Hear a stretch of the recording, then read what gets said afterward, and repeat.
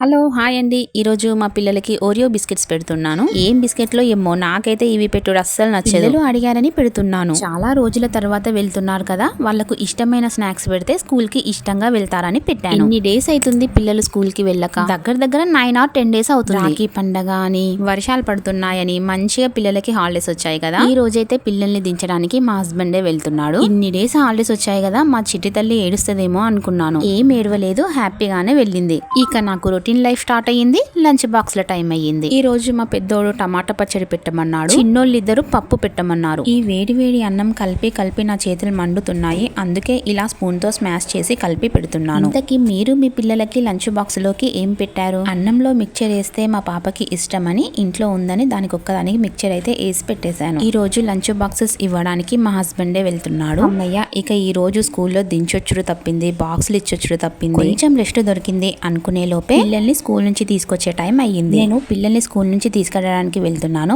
Okay friends, మరి bye. ఈ రోజు వీడియో అయితే ఇదే. నచ్చితే లైక్ చేయండి.